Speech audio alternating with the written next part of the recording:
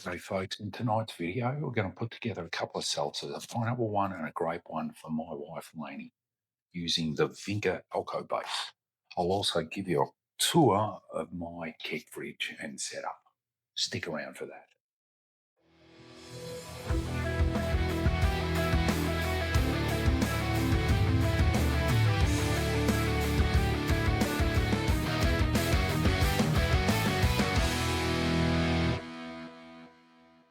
Welcome to Birdman's Bar and Grill. On this channel, we do spec-driven deep dives on whiskey, we do cocktail builds, and we do bar and food culture. So if this sounds like something that may be of interest to you, please subscribe. In the video tonight, we're going to put together a couple of seltzers using the Vinca Alco base. It's a 22% alcohol 5-litre pouch. Comes with flavour sachets as well for 66 bucks for 19 litres. It's an absolute steal. Makes a perfect White Claw clone. Let's get stuck into it. All right, here we are. I'm ready to put together a couple of kegs of seltzer for the wife. I've got a grape and I've got a pineapple one to make.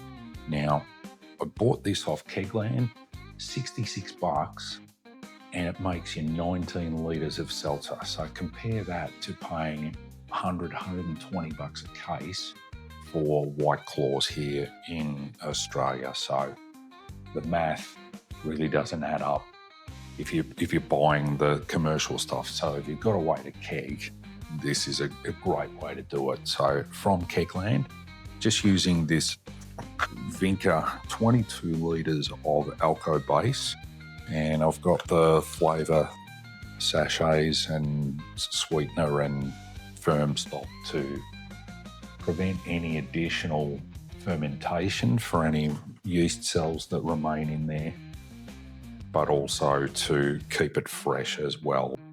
That's the intro. I'm going to get to putting it together now. You can see all the sachets here. For each 9.5 litre keg, there's a couple of flavour sachets for each one. 2 grape, 2 pineapple, and then there's a sweetener blend and also a firm stop. I'm just going to get 7.5 litres of clean water and put them in the kegs, and then I'll top up from there. All right, this is a 5-litre pack of Alco base, so I'm just going to measure out the 2.5 litres for each one. So it's 5 litres at 22%. So just going to measure that out. As you can see, I've emptied all of the Alco base into half each into each keg. Now I'll work with the sachets. I'm just going to mix them into this and just do them in one shot. I'll get that underway and I'll come back in a sec. All right, I've got all the kegs filled. I used scissors to cut open the flavour sachets. I've got my keg lid sterilising in no rinse sanitizer, so I'm just going to put those on, and then I'm going to throw these in the keg fridge to cool down, and then I'll put the gas on tomorrow once they've cooled down to temperature, and then I'll re-record when I do the pour, and I'll give you a walkthrough of the keg fridge in that setup.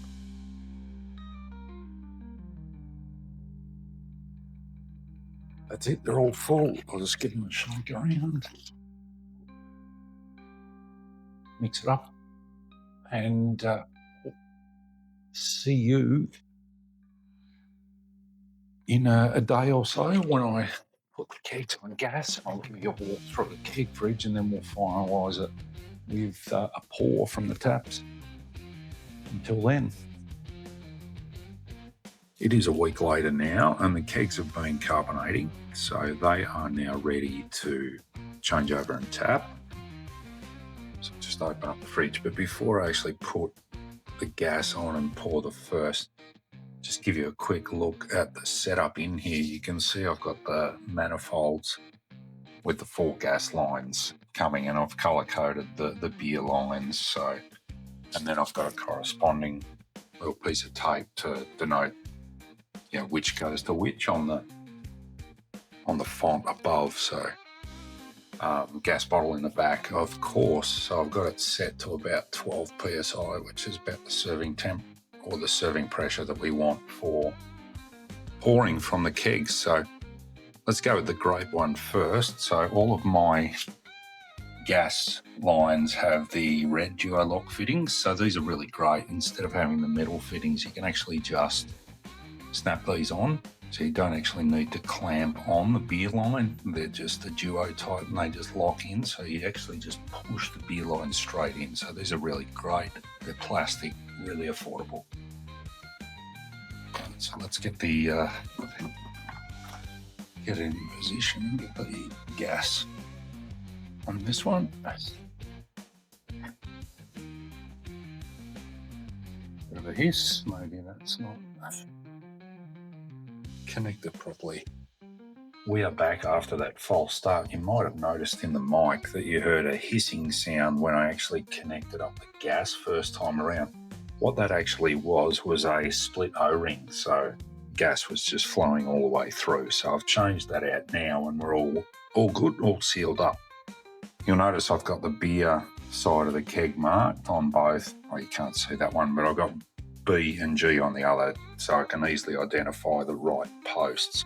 But to actually carbonate the kegs, I actually run the gas line in the beer post because that's got the dip tube all the way to the bottom, so it pushes the CO2 all the way to the bottom and then upwards. So that's a lot faster to actually carbonate your keg.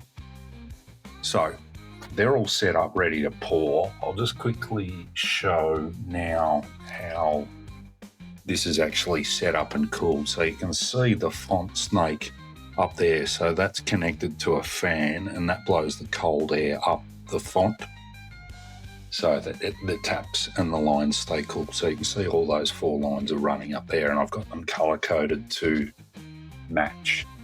And if we go up here, you can see that I've got a little piece of sticky on each one to denote the colour so that match the line so I can easily identify. So we had a grape seltzer in there previously and there is another one now.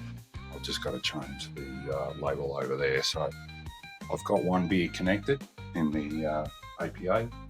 So I've got 3 kegs tapped now. So I'm just going to set this down over here. Okay, so here we are. A little bit fizzy, but that's okay. You can see it's properly carbonated, so this is a Grape one. I'll put some ice in this and hand this off to my lovely wife, Lainey. This is a favourite of hers, so she'll love freshly poured grape seltzer. I'm going to pour myself just a small pineapple one just to try that out, see what that's like.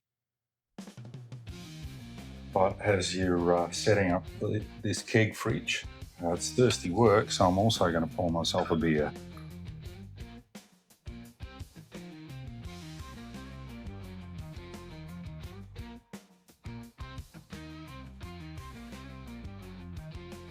There we have it. That's got a pretty good head on it. So this is the Kegging Grand Deluxe 3 fridge. Really good setup. Obviously got to do a bit of work in keeping this a bit more tidy, but it's a great setup for entertaining. All right, that's almost a wrap. A little bit of my pineapple salsa left. Turned out fantastic. None of that artificial aftertaste that you sometimes get with artificially sweetened products. Perfect. Took a great one into Lainey. She absolutely loved it. So we've now got 2 kegs of salsa here to go, plus the beer that I've also got on tap. So we're set for the next month or so for drinks. If this content's been of interest to you, then please consider subscribing. As always, here at Birdman's Bar and Grill, we're here to help you elevate your entertainment game. So until next time, cheers.